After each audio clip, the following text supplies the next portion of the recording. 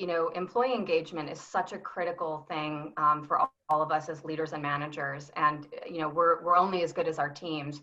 So I'm curious, how are you all keeping your employees engaged and motivated? Obviously, you know, we've heard that for the most part, the teams are quite busy because you're reinventing, and same with our team. We've got a small team of 11, and we literally are working more hours than we ever have because we're pivoting our services to support the community.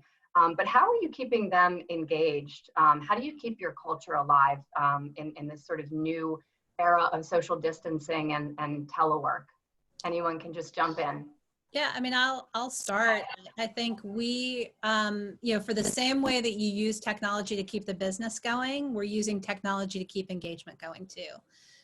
We have encouraged our employees to use our teleconferencing platforms to do virtual happy hours. And we had a lot of teams that did that on Friday, that did a virtual happy hour. And in fact, we found that because you don't have to worry about commuting because you're already home with your family, many teams had more people able to participate than they would have on a typical happy hour night. We use Slack as a way to communicate. And now that we've got the whole company on, we added 3 Slack channels. One, it's just hashtag remote life. So anybody can post like, here's my home office, or here's what I'm struggling with. We've got a remote with kids where everybody who's trying to balance being an at-home parent while still working. Sometimes it's to vent. Oh my goodness, my kid woke up from his nap 2 hours early and I had these conference calls planned during naps. What do I do? And then we just added this week remote and alone for many of our employees who are living by themselves. And so they've been having a good time saying, hey, who started talking to the coffee pot because you have nobody else to talk to? So what we've found is those informal channels, and if folks don't have Slack, you can do it over email, you can do it over a text chain, just a way to create some connections because you don't have the break room or the cafe to go to anymore. No, very true. And, you know, I would just sort of echo some of the comments that Traci made.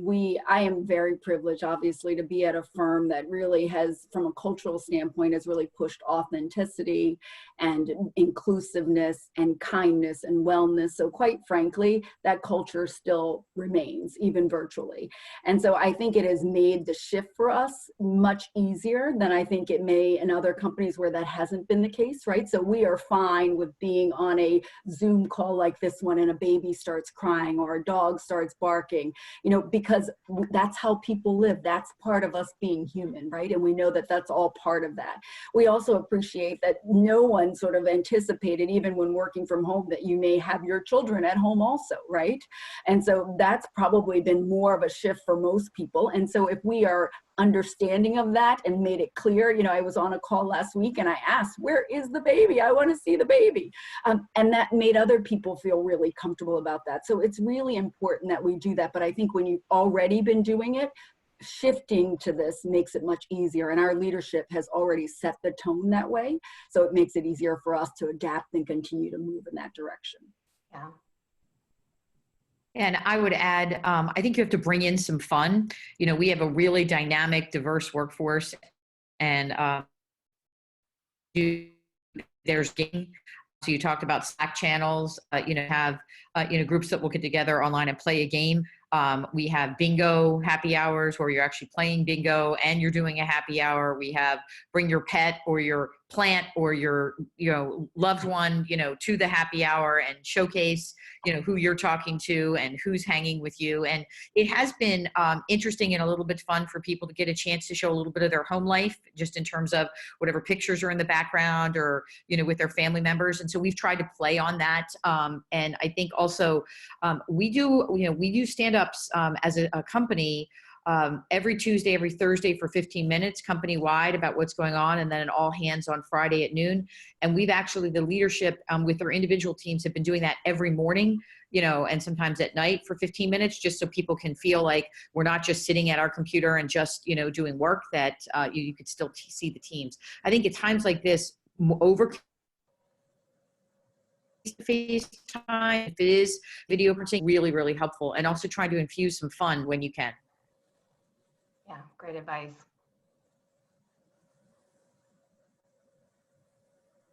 Pinkie, did you have anything you wanted to add? No, it's so funny because when you always go last, everybody says everything. I know. So the thing that I'm teaching myself is that it's okay to just nod your head and be okay with what was said. I did get some good creative ideas. Thank you, Carolyn. Thank you, Tamika. So yeah, I mean, I think that we are, we're just trying to stay connected in the best way we can. The one thing I will say that was exceptionally helpful is that our CEO sent out a really awesome note to everyone, basically saying that we would get through this. And I think that, while that seems, might not seem like such a big deal to most, it's a big deal because we're in these times, and sometimes you just need that little extra word that, it will get through this and it will be okay. So, I think that, our teams are all trying to stay as connected as possible. The reality of it is we're overly connected now because we're, always talking, whereas, in the office, sometimes you can kind of sequester yourself. That doesn't happen, in video conference, and because there's so many of them going on. So yeah, I just think what everybody else said, and, I think that I got great ideas. Thank you. And I love that Pinkie mentioned the message from the CEO, because the reality is it is the simple things, right? It's things that we just don't even think about, that it just doing those little things make a huge difference. I know one of the things that I've done is set up virtual office hours. And so basically from 3 to 4, twice a week, I am online. I can be doing email, I could be working, doing anything, just as if I were in the office. And if someone wants to drop by, they know that that's when I'm in my virtual office hours. And so that sounds simple, right? But the reality is people don't have to make an appointment, just like if they, saw you in the office. So trying to do little things like that, I think, make a big difference. I love that, Tamika. That is such a great thing. One of the things that I've also recognized, we have a pretty young staff. I'm the old lady of the group. And one of the things that I've noticed is that the stress levels are fairly high. And so I actually also instituted an office hours, much like you did. And the other thing that I have found really helpful is whenever I do, so we're using Microsoft Teams, and so we do like a little video chat. And what I'm finding is that when I have once we're done working on whatever the problem or the task that we're working on, is I've gotten myself into the habit to ask, how are you doing?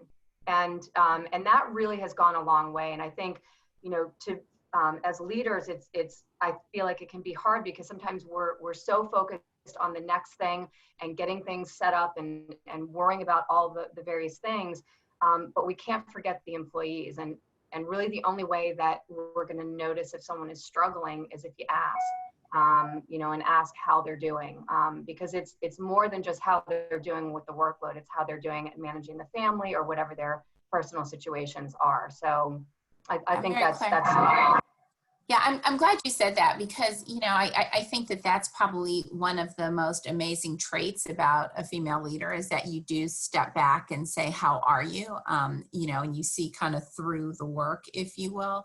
I think it's exceptionally important in these times.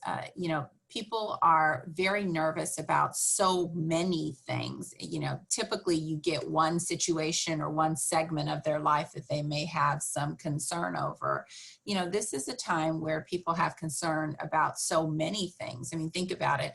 Kids going back to school, making sure that, you are accessible and demonstrating value during these times, trying to help the community, trying to keep households, afloat. Like, there's just a lot there. And so I do think that that kindness that, Deloitte always is so wonderful at.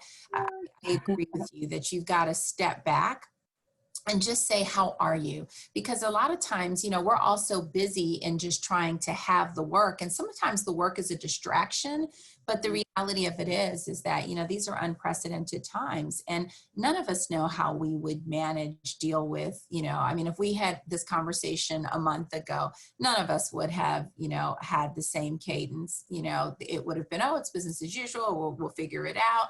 But, these are unprecedented times. And I think taking that extra moment just to say, how are you doing? And then not only hearing them, but truly listening and, being able to, and oftentimes people don't want a solution. They just want a place for somebody to listen and just a place to kind of rest what's on their minds and spirits at the moment. So yeah, Pinkie, I agree with that. One of the things that I say to my managers right now is this is not a time for management by memo. This is a time for individualized coaching. You know, what works for one member of your team is not going to work for another, right? I've got Marie Claire, you and I talk about this a lot. We both have very young teams that are, you know, many of them, you know, just got dogs for the first time. And so that's the thing that they're trying to balance right now. And so, you know, what their needs are versus the few that I have that are parents versus the members of my team that are home by themselves and their family is really far away, or someone's worried about an elderly parent or a spouse who's out of work right now in a time when it's tough to get a new job. And so I agree with you all 100%. It's the how are you doing and what can I do for you that's different than what I might do for somebody else on my team. Yeah. So And I would just say, I read something really, go ahead. Go ahead, Carolyn. I read something really interesting that said, instead of, because I was asking that a lot, how are you doing? How are you doing? And there was a really interesting article said that you should ask, how are you doing today? And you should put the word today in the question, because literally when you think about how people mentally were 3 days ago in terms of now the news and things that are happening within New York City, is that, you know, it's important to remind people, you know, to touch base. So the person yesterday that was fine might have, you know, their anxiety level might have gone up, ratcheted up 10 degrees, because maybe unbeknownst to you, they have a huge number of their family loved ones that are from New York City, and now they have ongoing concerns. So it was a really interesting article that said, you know, put the word today on it to try and get very narrow about how people, you know, are feeling, so that they can, to your point, unload, share, you know, get consolation, or just you know, emote. Because sometimes I completely agree, people just want to be able to speak and be heard more than looking necessarily for an answer, because there is a lot of concern and anxiety out there across, you know, everyone. And this has given us a really unique window into people's personal lives, and whether, to your point, they're worried about their dog or their elderly parents, or you find out that their spouse you know, has a compromised health situation, which you never would have known prior to this, because they are overly concerned about exposure. So I think that's, you know, that's something that I've tried to incorporate now in talking, you know, with my.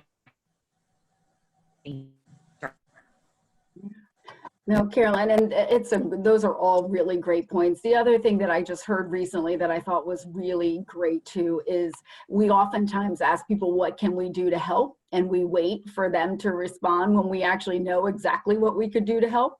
And so it behooves us to just do it. If we have the ability to do it, just do it. You know, I have a neighbor who runs our emergency room here, and it has been incredibly challenging. She is living in her basement because she has young kids and doesn't want them to be exposed to anything. And I know that she's not eating. And so I was leaving soup and Kahlua cakes by her step downstairs so that she could actually have things. Like, she wasn't going to ask me, Tamika, could you make me the soup that I love? Or could you make me that cake I love? So rather than wait for them to ask, we just need to do it if we can. I think that's so spot on, Tamika. And the other thing, picking up, Caroline, what you were saying is, I did learn a lesson, which was we were on a team video chat, and I asked the question, you know, how's everyone doing?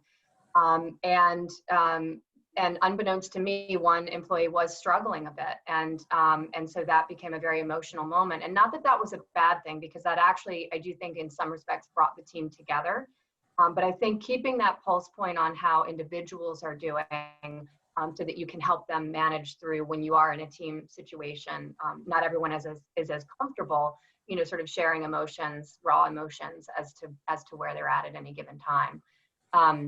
So Right, Claire, can I just add that, you know, the other thing that I just really want to be clear about too is that, you know, being human in this space is really, really important. And, you know, sometimes it requires you to be just a little bit more transparent about what's going on with you in order to help your team be transparent with you. And so, you know, I think that, you know, we're taking on a lot of stuff right now. And so, you know, when you start thinking about all the people that you're caring for in your world, not just professionally, but personally and, you know, existentially, there's a lot that I think we carry as leaders. And so, you know, that self-care piece is just, it's just paramount. And I can't say I'm doing the best job at the moment, but, you know, it is, I definitely get why it's important to, you know, do a little self-preservation throughout the day. You know, you could be on calls from 7 a.m. till 10 o'clock at night if you allow yourself. You know, I've gone a couple of days where I look up and it's, you know, 6:30 and I still haven't eaten for the day. It's 6:30 in the evening and I still haven't eaten for the day, and I still have the same cup of coffee I had in front of me, you know, from the morning. So, you know, I think that before you can take care of others, it's really, really important that even if it's just a snippet of time, no matter how you do it, that, you know, you've got to get a little self-care in, because, you know, we are going to be taking on, and we think that, you know, it may be, you know, a finite period of time. I would argue with you, it will be a long period of time. And so, you know, making sure that we get a little self-preservation in, I think is super, super important. And it also helps with, you know, if you're transparent about that too, it also helps your folks around you to do the same.